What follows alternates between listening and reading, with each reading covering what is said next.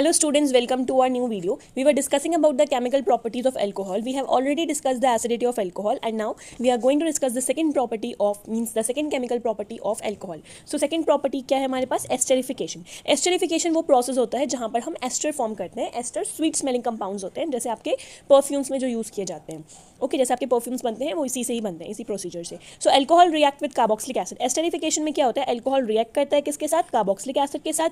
किसकी प्रेजेंस में? Concentrated H2SO4 की प्रेजेंस में, ताकि आपको एस्टर दे सकें. ओके सो यहाँ पर हमने ले लिया एक carboxylic acid that is ethanoic acid और हमने यहाँ पर एक अल्कोहल ले लिया दैट इज इथेनॉल. और एरो पर हम नोट करेंगे कॉन्सेंट्रेटेड H2SO4 मीन्स ये जो रिएक्शन है वो किसकी प्रेजेंस में हो रही है? Concentrated H2SO4. कॉन्सेंट्रेटेड H2SO4 वो एसिड होता है मीन्स सल्फ्यूरिक एसिड जिसके अंदर वाटर कम अमाउंट में होगा एंड जो एसिड है वो ज़्यादा अमाउंट में होगा. तो कॉन्सेंट्रेटेड एसिड्स वो होते हैं जिनके अंदर वाटर कम अमाउंट में प्रेजेंट होता है. अब देखिए इसमें प्रोडक्ट कैसे फॉर्म करेंगे. जैसे हमारे पास ये है CH3COO, हम इसको ऐसे ही नोट कर देंगे प्रोडक्ट में, सिर्फ H नोट नहीं करेंगे.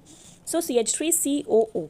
अब ये देखिए CH3CH2 है यहाँ पर, इसको हम ऑपोजिट साइड से मीन्स राइट टू लेफ्ट लिखना शुरू करेंगे. लेफ्ट साइड है राइट साइड है तो राइट टू लेफ्ट लिखना शुरू करेंगे. तो ये हो जाएगा CH2 और CH3. ओके और अब देखिए यहाँ पे क्या क्या बचा? यहाँ से H बचा एसिड का और अल्कोहल का OH बचा. तो एसिड का H और अल्कोहल का OH मिलके क्या फॉर्म करेंगे? वाटर फॉर्म करेंगे, H2O फॉर्म करेंगे. ओके अब देखिए यहाँ पे प्रोडक्ट क्या बना? CH3COO CH2 CH3. अब इसका नेम क्या होता है? CH2 CH3 का 2 कार्बन आइटम्स है और क्या है, कितने हाइड्रोजन है? 5 है. तो इसको हम बोलते हैं इथाइल. Okay ethyl. और CH3COO को हम बोलते हैं इथानोएट. तो हम यहाँ पे नोट करेंगे इथाइल इथानोएट, ये इसका नेम हो गया. ओके सो जब आप alcohol means ethanol and carboxylic acid को रिएक्ट कराते हैं तो आपके पास एक एस्टर बनता है. उस एस्टर का नेम है इथाइल इथानोएट और साथ में वाटर भी रिलीज होता है. अब हम एक और एग्जांपल करते हैं इसका.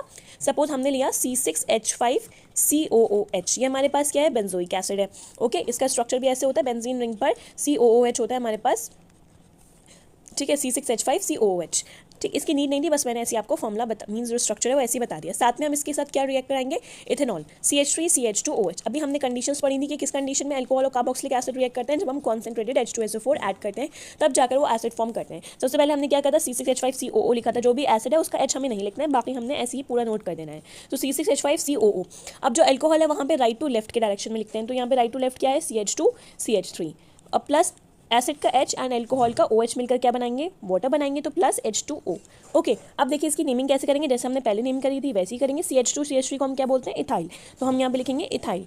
ओके अब C6H5COO को हम क्या बोलते हैं? बेंजोएट. ओके क्या बोलते हैं? बेंजोएट. सो इसका नेम हो गया इथाइल बेंजोएट.